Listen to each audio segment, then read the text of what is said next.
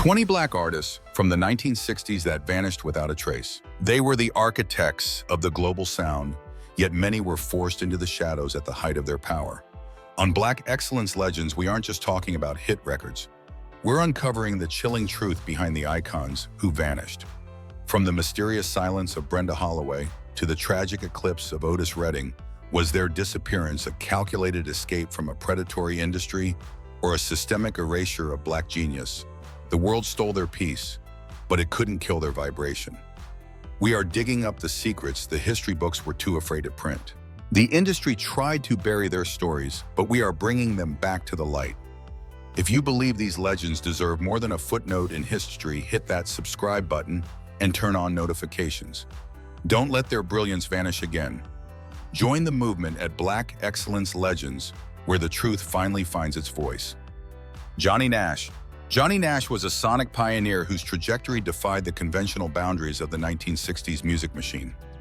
Born in Houston, Texas, his crystalline tenor first found a home in traditional pop and R&B, but his true legacy was forged through a restless spirit of exploration. Nash wasn't merely a performer, he was a cultural bridge builder. In an era defined by rigid genre lines, he ventured to Kingston, Jamaica, becoming one of the first non-Jamaican artists to record at the legendary Federal Records studio. This immersion in the nascent sounds of rocksteady and reggae would change the global musical landscape forever. His crowning achievement, the 1972 masterpiece, I Can See Clearly Now, remains an unparalleled anthem of resilience. The track's infectious, upbeat rhythm and optimistic lyricism didn't just top the Billboard Hot 100 for 4 weeks. It acted as a universal tonic for a world weary from social upheaval. Beyond his own vocal triumphs, Nash possessed an extraordinary eye for talent. He was instrumental in introducing Bob Marley and the Wailers to an international audience, financing their early recordings and even collaborating on tracks like Stir It Up. Despite his colossal influence, Nash eventually stepped away from the frenetic energy of the industry. Following the 1980s, he retreated into a deeply private life, focusing on his family and a passion for horseback riding on his Texas ranch. He avoided the typical comeback circuits, choosing instead to let his discography speak for itself. Though he vanished from the public eye for decades, his passing in 2020 reminded the world that his contributions were foundational. He didn't just sing about the rain disappearing, he provided the soundtrack for everyone looking for the bright, sunshiny day. Nina Simone. Nina Simone was far more than a musician. She was a tempestuous force of nature whose artistry became the jagged edge of the civil rights movement. Born Eunice Kathleen Wayman in North Carolina, her journey began with a shattered dream of becoming the first black classical concert pianist, a rejection from the Curtis Institute of Music that she attributed to racial prejudice. This heartbreak birthed Nina Simone, a pseudonym adopted to hide her foray into pixies and blues clubs from her religious mother. Her voice, a rich contralto vibrato, possessed an uncanny ability to vibrate with both regal authority and bone-deep vulnerability, earning her the title, the High Priestess of Soul. As the 1960s roared, Simone's music shifted from melancholic love songs like I Loves You Porgy to blistering political manifestos. Masterpieces such as Mississippi Goddamn and To Be Young, Gifted, and Black weren't just songs. They were revolutionary acts that challenged the very fabric of American society. However, this uncompromising stance came at a steep professional cost. The industry began to boycott her, and the IRS targeted her for her refusal to pay taxes in protest of the Vietnam War. Haunted by undiagnosed bipolar disorder and disillusioned by the persistent racism of her homeland, Simone eventually chose a path of radical self-exile. In 1970, the icon essentially vanished from the American mainstream. She embarked on a nomadic odyssey that took her to Barbados, Liberia, Switzerland, and finally France. Her life abroad was a chaotic mix of creative outbursts and personal isolation. While she continued to record sporadically, she largely avoided the American spotlight, feeling betrayed by the country she had fought so hard to transform. When she passed away in her sleep at her home in Carry-le-Rouet, France in 2003, she left behind a legacy of raw, unvarnished truth. She didn't just leave the stage. She retreated to a place where her soul could remain untamed by an industry that never quite knew how to contain her. Wilson Pickett. Wilson Pickett, notoriously nicknamed the Wicked Pickett, was the explosive personification of raw R&B energy. While many of his contemporaries leaned into the polished charm of the era, Pickett thrived on a gritty, unbridled intensity that felt dangerous and exhilarating. Born in Alabama and refined in the church choirs of Detroit, his vocal style was a jagged mixture of gospel fervor and secular grit. His breakthrough at Stax Records in Memphis birthed a rhythmic revolution. The delayed backbeat, found in his 1965 smash, In the Midnight Hour, became the architectural blueprint for the Southern soul sound. Pickett didn't just sing lyrics, he wrestled them to the ground with legendary screams in a staccato delivery that influenced everyone from Janis Joplin to Bruce Springsteen. Throughout the late 1960s, Pickett was an unstoppable hit machine. Classics like Land of 1,000 Dances and Mustang Sally showcased a performer of unmatched athletic vocalism. However, as the 1970s progressed, the musical landscape shifted toward the lush arrangements of Philadelphia soul and the rhythmic complexity of funk. Pickett, a man of fierce pride and a famously volatile temperament, found it difficult to adapt to an industry that was moving away from his brand of uncompromising, heavy-hitting soul. His transition from Atlantic Records to RCA signaled a cooling of his commercial fire, and despite a few chart entries, the roar that once commanded the airwaves began to fade into the background of a changing zeitgeist. By the 1980s, Pickett had largely vanished from the mainstream pop consciousness, becoming a figure of nostalgia rather than a contemporary force. His later years were marred by public legal troubles and health struggles, which further obscured the brilliance of his prime. He lived a relatively secluded life in Ashburn, Virginia, occasionally resurfacing for induction ceremonies or soul revivals, but the wicked fire was mostly kept behind closed doors. When he succumbed to a heart attack in 2006 at age 64, the world paused to remember a man who never once compromised his grit for the sake of a trend. He remains a reminder of a time when soul music was measured in sweat screams, in pure unadulterated power. Betty Swan. Betty Swan stands as perhaps the most literal example of an artist who vanished, not into tragedy, but into a deliberate, quiet dignity. Born Betty Jean Champion in Louisiana and raised in Los Angeles, she possessed a voice of heartbreaking purity, a delicate yet resilient instrument that could convey a lifetime of longing in a single phrase. Her 1967 masterpiece, Make Me Yours, remains a pinnacle of Southern soul, topping the R&B charts and showcasing her rare ability to blend gospel-inflected sincerity with a sophisticated pop sensibility. Unlike the high-octane belters of her era, Swan's power lay in her restraint. She invited listeners into her emotions rather than overwhelming them. Throughout the late 1960s and early 1970s, Swan continued to release high-quality material for labels like Capitol and Atlantic, including the haunting Victim of a Foolish Heart. She was a singer-singer admired by peers for her impeccable phrasing. However, the music industry was a relentless machine, and the sudden passing of her husband and manager George Barton in 1980 served as the final catalyst for her departure. Faced with the choice of navigating a predatory industry alone or reclaiming her life, Swan chose the latter. She didn't just step back, she effectively closed the door on Betty Swan forever. She relocated to Las Vegas, reverted to her married name Betty Barton, and transitioned into a career in education and social work. For decades, music historians and fans searched for her, fueled by the Northern Soul movement in the UK that had turned her records into cult treasures. Swan, however, remained steadfast in her new life as a devoted Jehovah's Witness, finding more fulfillment in faith and community than in the fickle roar of a crowd.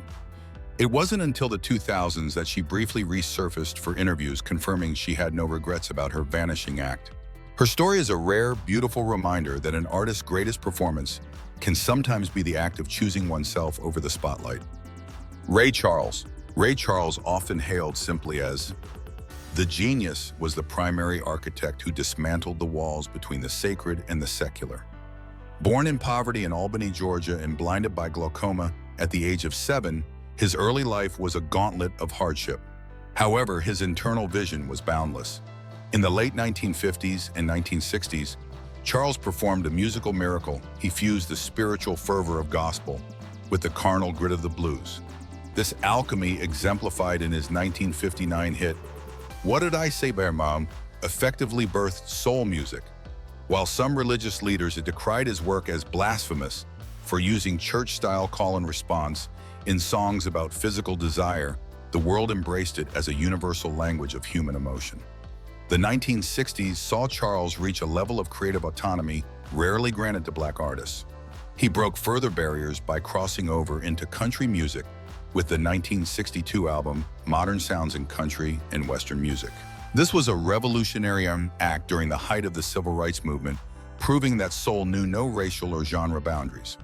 His rendition of Georgia on My Mind became so iconic that it was later named the official state song. Yet behind the triumphant success in the 17 Grammy Awards lay a complex man battling a heavy heroin addiction for 2 decades. His vanishing wasn't from the industry itself, but rather a temporary disappearance from the public's good graces during legal battles, and a stint in rehab in the mid-60s. Ultimately, Ray Charles never truly vanished from the cultural lexicon. He evolved into a global elder statesman of music, his influence weaving through every genre from rock to pop. He remained active until the very end, recording his final duets album while battling liver disease. When he passed away in 2004, at the age of 73, he left behind a blueprint for artistic freedom. He proved that physical sight was unnecessary to see the truth in music. He saw through the noise, leaving an indelible mark on the 20th century. He was the genius who taught the world that the most profound music happens when you stop looking with your eyes and start listening with your soul. Brenda Holloway. Brenda Holloway remains one of the most compelling enigmas of the 1960s Motown era. Possessing a glamorous cinematic beauty and a voice that combined velvet smoothness with a powerful gospel-inflected range, she was a true California anomaly in the Detroit-centric empire of Berry Gordy. Signing with the label at just 17 after an impromptu performance, she quickly scored a definitive hit with Every Little Bit Hurts in 1964. The song's raw, agonizing vulnerability established her as a premier balladeer, and her star rose so high that she was chosen as the opening act for the Beatles' historic 1965 performance at Shea Stadium.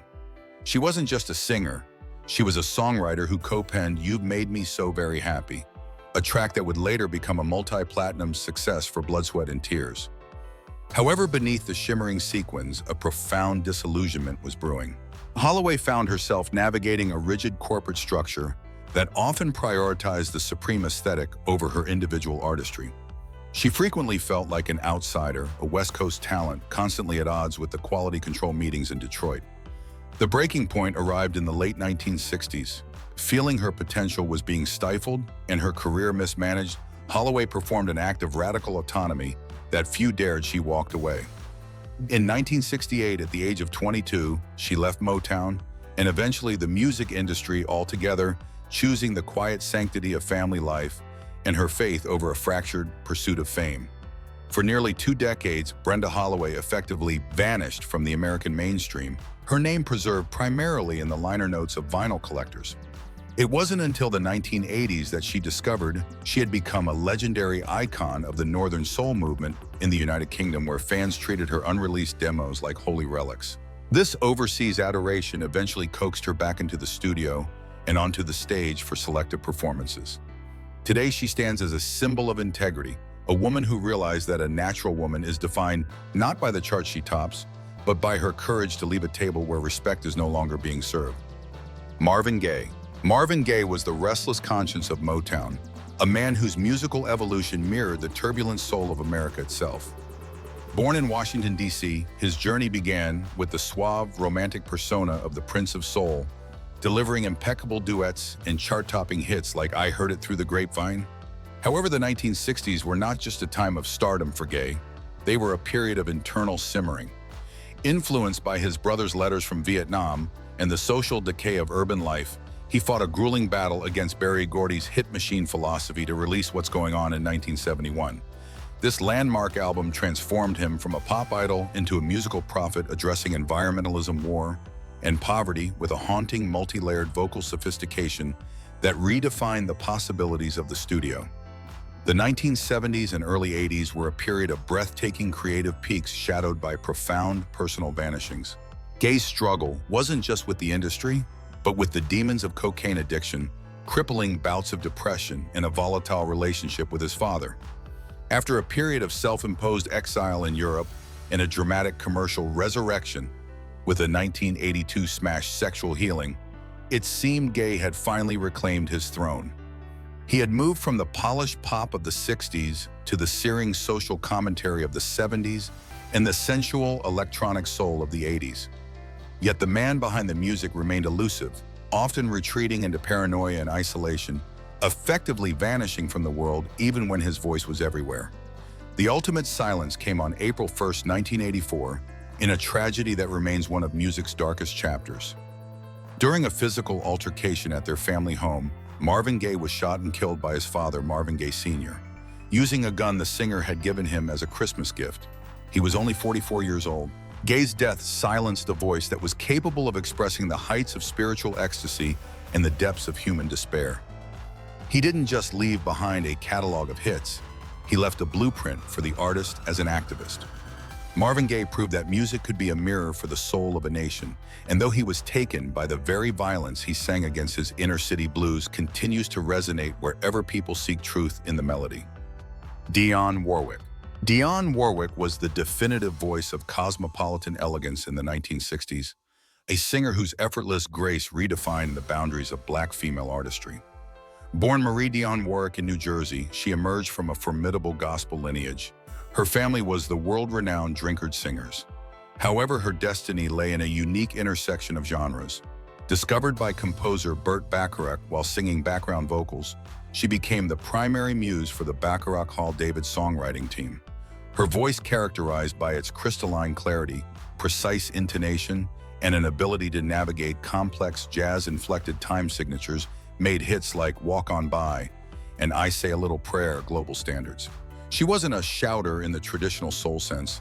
She was a sonic architect of poise and understated emotion. During the height of her 1960s fame, Warwick achieved a level of international stardom that few Black women had ever reached, becoming a favorite in Europe and a mainstay on the Billboard charts. Yet her journey was marked by a distinct professional vanishing in the early 1970s. When Bacharach and David's partnership acrimoniously dissolved, Warwick found herself adrift without her creative anchors. She spent much of the mid-70s in a commercial valley, battling a changing musical landscape that favored disco over her sophisticated pop soul. For a time, it seemed the industry had moved past her refined aesthetic, leaving her iconic 60s era as a beautiful but closed chapter. Warwick's story, however, is one of legendary resilience. She executed a spectacular reappearance in 1979 with I'll Never Love This Way Again, produced by Barry Manilow, which earned her 2 Grammy Awards and initiated a second wave of superstardom. Throughout the 80s, she used her massive platform for humanitarian efforts, most notably with the AIDS charity anthem, That's What Friends Are For. In her later years, she has transformed, once again becoming a witty and beloved queen of Twitter, now X, connecting with a whole new generation. Now 85 years old, Eddie Kendricks. Eddie Kendricks was the architectural breath of the Temptations, possessing a crystalline falsetto that floated like silk over the gritty foundations of 1960s R&B. Born in Alabama and raised in the gospel-rich atmosphere of Birmingham, Kendricks was a founding member of the group that would define the Motown sound. While other singers relied on raw power, Kendricks utilized a delicate, airy precision that felt both otherworldly and deeply intimate. His lead vocals on masterpieces like The Way You Do the Things You Do and the ethereal Just My Imagination Running Away With Me provided the romantic pulse for a generation. He wasn't just a singer, he was the group's stylistic visionary, often responsible for their iconic coordinated wardrobe and elegant choreography. However, as the 1960s gave way to the psychedelic soul of the early 70s, internal friction began to erode the group's unity. Kendricks, a man of fierce independence and integrity, grew increasingly disillusioned with the controlling management style of M-Town and creative shifts away from the ballads he loved. In 1971, at the absolute zenith of the Temptations' success, Kendricks performed a daring professional vanishing act by leaving the group to pursue a solo path. While many predicted his downfall without the M-Town machine, he defied the odds, reinventing himself as a disco soul pioneer with massive hits like Keep On Truckin' and Boogie Down. His solo success proved that his falsetto was a formidable force on its own. By the 1980s, the Silver Falcon began to fade from the mainstream spotlight. The industry was shifting again, and Kendricks chose to focus on smaller tours and a long-awaited reunion with his former Temptations brother, David Ruffin. This period was a quiet retreat from the massive arenas of his youth as he navigated the challenges of an ever-changing business. Tragically, his ultimate departure was not by choice but by illness. A lifelong smoker, Kendricks was diagnosed with lung cancer and passed away in 1992 at the age of 52. Though he left the stage far too soon, his influence remains indelible. Every modern singer who utilizes a soaring falsetto to convey heartbreak or joy owes a debt to Eddie Kendricks, the man who taught the world that the most powerful emotions are often found in the highest, softest notes. Aretha Franklin. Aretha Franklin did not just sing, she commanded the atmosphere, transforming the 1960s into a decade of profound spiritual and social awakening. Born in Memphis and raised in the sanctuary of Detroit's New Bethel Baptist Church, she was the daughter of the man with the million-dollar voice, C.L. Franklin. Her early years at Columbia Records saw her framed as a sophisticated jazz stylist, but it was her 1967 transition to Atlantic Records that unleashed the Queen of Soul. With the release of Respect, she provided the definitive anthem for the civil rights and feminist movements. Her voice, a volcanic force capable of transcendent leaps and earth-shaking grit, redefined the piano as an engine of rhythm and her songs as declarations of human dignity. Throughout the late 1960s, Aretha's dominance was absolute. Hits like Chain of Fools, You Make Me Feel Like a Natural Woman, and Think weren't just commercial successes. They were cultural milestones that cemented her as the premier voice of Black America. However, even a queen experiences periods of withdrawal. In the late 1970s, as the industry pivoted toward the synthetic gloss of disco, Aretha's traditional soul sound faced a temporary commercial vanishing. She spent a few years navigating a creative valley, feeling out of sync with a market that prioritized the beat over the blood and sweat of the blues. For a brief moment, it seemed the crown might be slipping, but her legendary cameo in the 1980 film The Blues Brothers signaled a triumphant return to form.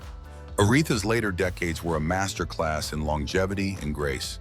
She successfully navigated the 1980s pop landscape with hits like Freeway of Love and became the first female performer inducted into the Rock and Roll Hall of Fame in 1987. Unlike many who vanish into obscurity, Aretha's vanishing was only from the physical world when she succumbed to pancreatic cancer in 2018 at the age of 76.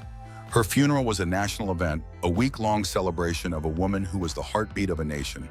Today, she remains the gold standard.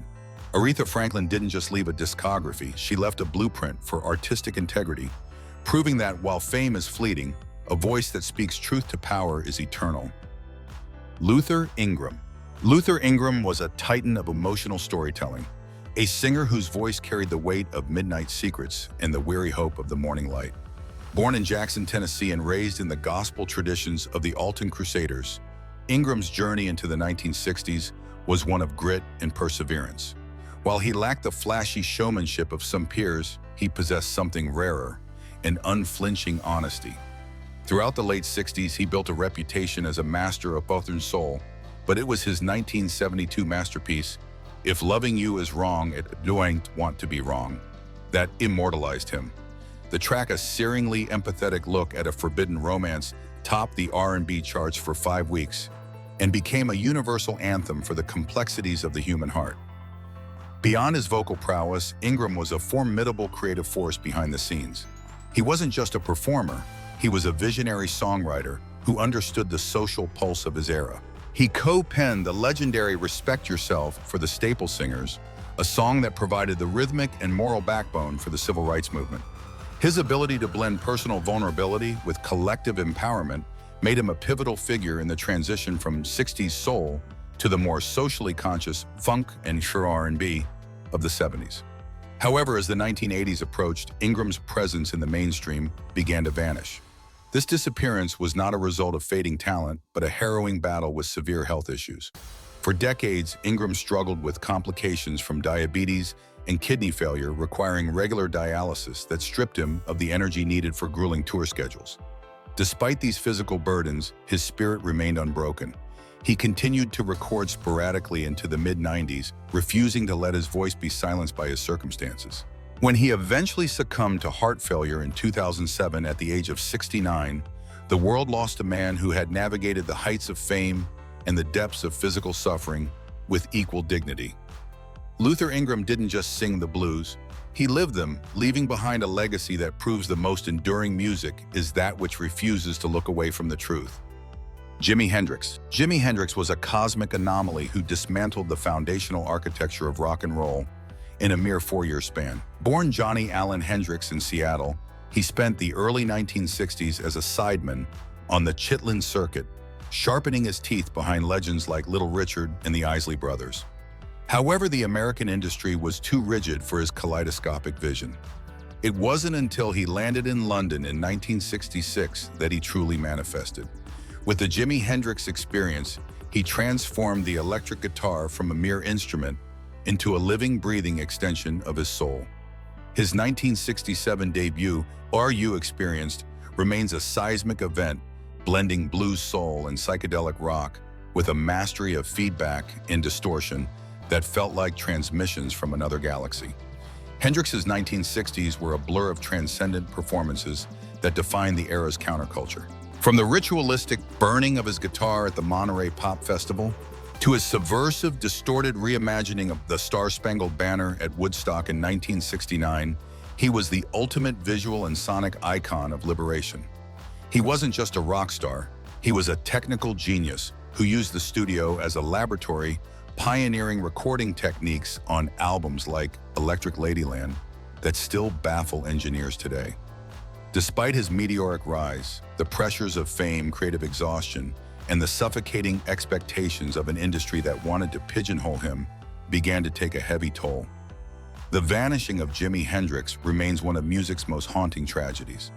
On September 18, 1970, at the age of 27, he passed away in London due to asphyxiation after consuming sleeping pills. His death silenced a man who was just beginning to explore the fusion of jazz and rock, a direction that might have changed the 1970s landscape forever. He didn't just exit the stage, he left a void that has never been filled. Hendrix proved that the guitar could be a weapon of peace and a conduit for the infinite. While his physical presence vanished half a century ago, his vibration is eternal, a reminder that the brightest stars often burn out before the rest of the world can even comprehend their light. Gladys Knight. Gladys Knight, affectionately crowned the Empress of Soul, stands as a paragon of vocal elegance and professional endurance. Born in Atlanta, Georgia, her journey began as a child prodigy on the gospel circuit before she formed the Pips with her brother and cousins at just 8 years old. While the 1960s were a period of turbulent experimentation, for many, Knight was the embodiment of polished, heartfelt soul. After signing with Motown in 1966, she delivered one of the label's most searing performances with I Heard It Through the Grapevine. Her voice, a rich, textured alto, possessed a maternal warmth and a sophisticated grit that made her feel like a confidant to millions. Unlike the ethereal pop of the Supremes, Gladys brought an earthy, church-rooted reality to the Motown hit factory. Despite her undeniable talent, the 1960s at Motown were often a struggle for recognition.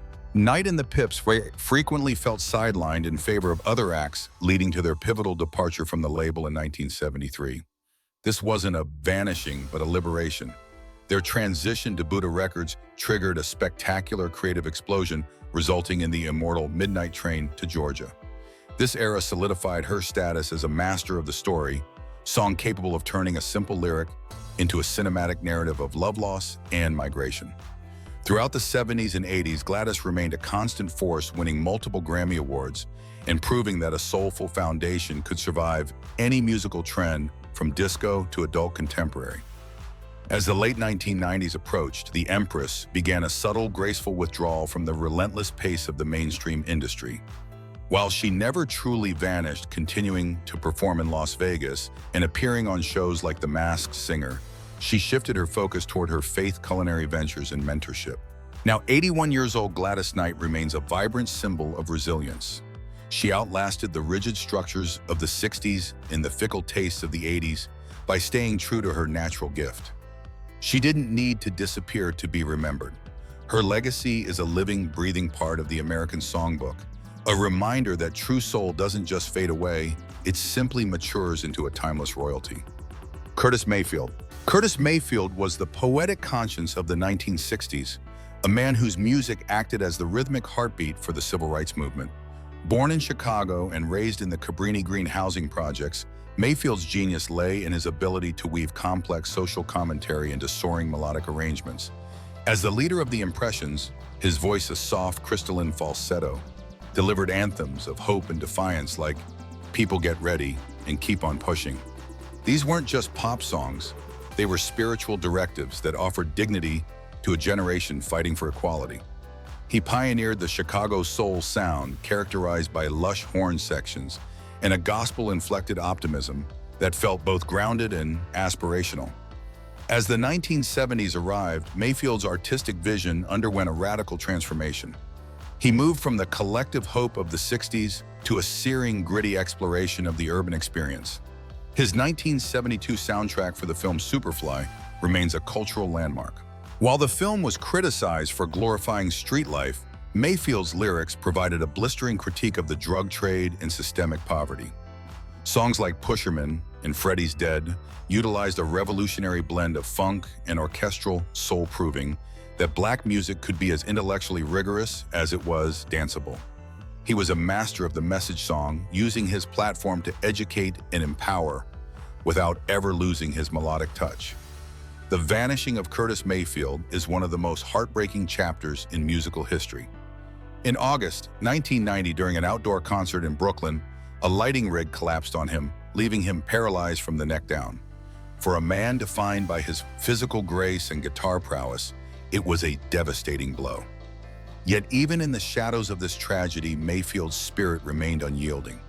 He continued to record by lying on his back to gain enough breath to sing, completing his final album, New World Order, in 1996.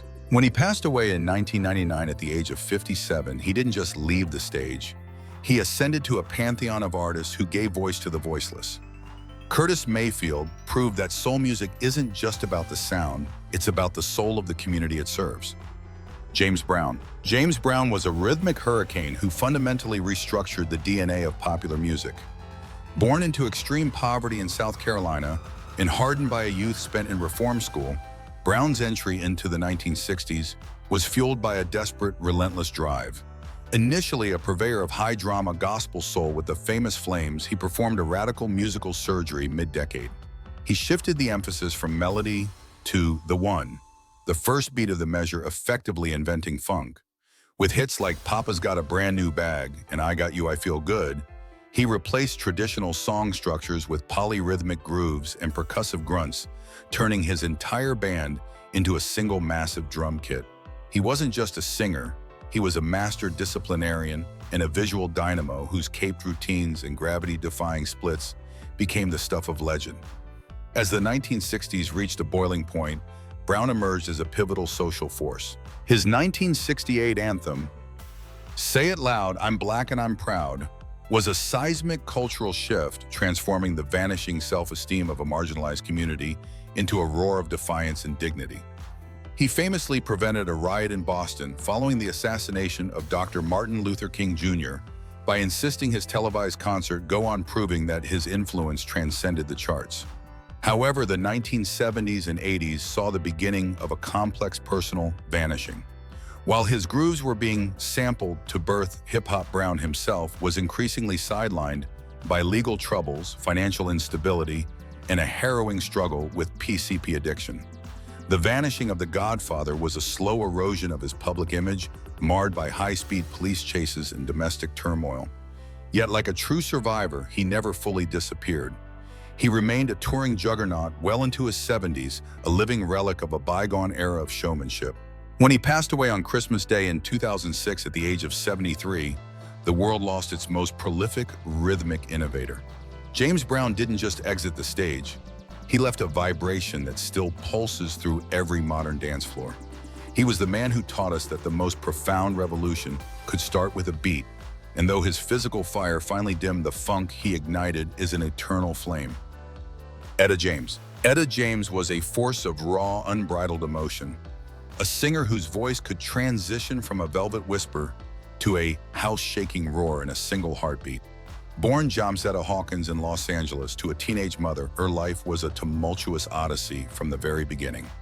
Discovered by Johnny Otis in the mid-1950s, she entered the 1960s as the crown jewel of chess records. Her 1960 debut album, At Last, showcased a versatility that few could match, blending jazz, blues, and pop with a sophisticated grit.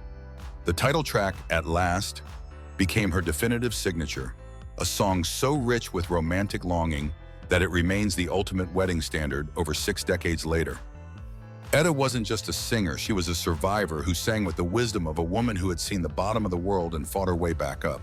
Despite her immense talent in a string of hits like Tell Mama and I'd Rather Go Blind, Etta James faced a harrowing period of professional and personal vanishing in the late 1960s and throughout the 1970s.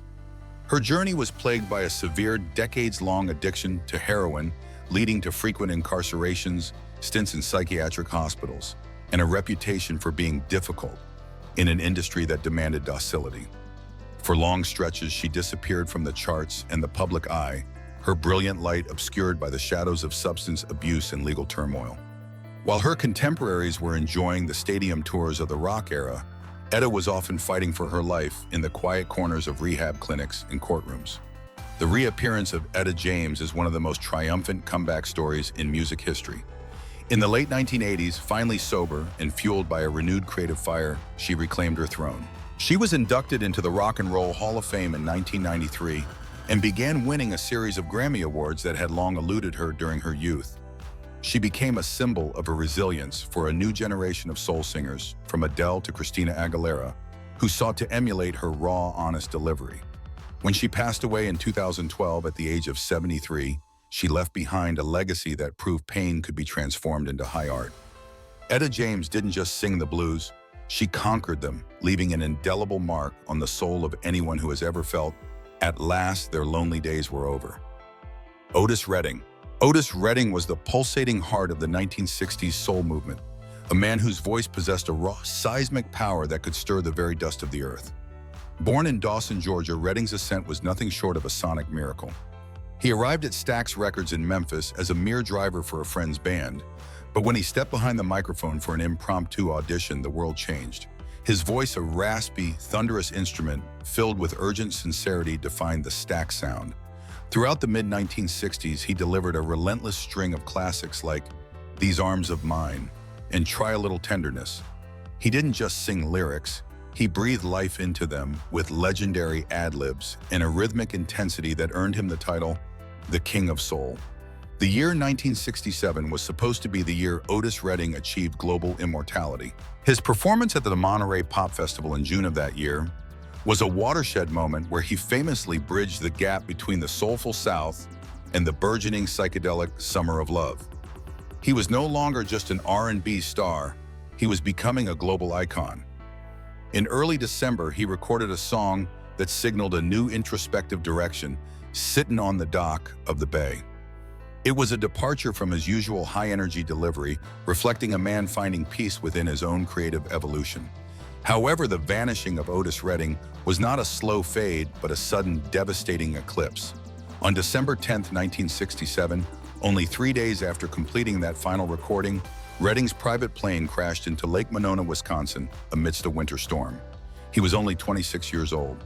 The tragedy silenced one of the most vital voices in music history, just as he was touching the hem of greatness. Posthumously, The Dock of the Bay became the first ever posthumous #1 hit on the Billboard Hot 100, a bittersweet reminder of a future that would never be. Redding didn't just leave a discography. He left a blueprint for emotional honesty. He proved that the most powerful music comes from the gut, and though he vanished beneath the waters of Wisconsin, his Dock of the Bay remains the eternal shoreline where soul music forever finds its home. Bobby Womack. Bobby Womack was the ultimate survivor of the soul era, a man whose career spanned over half a century and touched every major musical movement. Born in Cleveland, Ohio, he began his journey as a child in his family's gospel group, the Womack Brothers. Discovered by Sam Cooke, he was mentored by the King of Soul and evolved into a formidable songwriter and guitarist. In the 1960s, Womack was the secret weapon behind many hits, famously writing, "It's All Over Now," which became the Rolling Stones' first #1 record. His voice, a raspy, emotion-drenched tenor, was a blend of gospel conviction and streetwise grit. He wasn't just a singer, he was a master musician who could make a guitar cry as loudly as his vocals. However, the late 1960s brought a period of intense social and professional vanishing. Following the tragic death of his mentor, Sam Cooke, Womack married Cooke's widow just months later, causing a massive scandal that led many in the industry and the public to turn their backs on him. For a time, he was a pariah, effectively vanished from the good graces of the R&B community. Yet he refused to be silenced. He retreated into the studio, contributing guitar work to landmark albums like Sly and the Family Stone's There's a Riot Going On, and eventually reclaiming his spotlight in the 1970s with soul masterpieces like Across 110th Street and If You Think You're Lonely Now.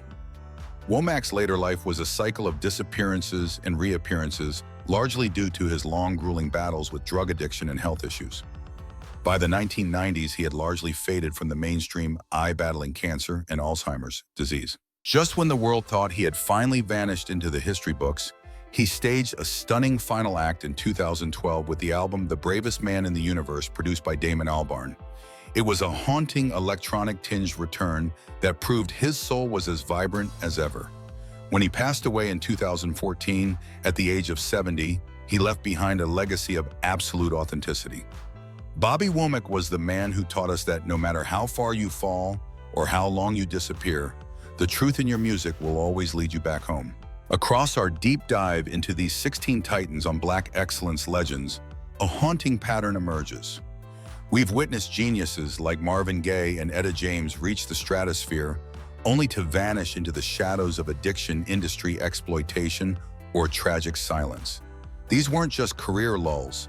They were systemic erasures of Black brilliance at its peak.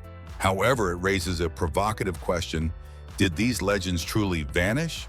Or did a rigid, often biased industry simply stop looking?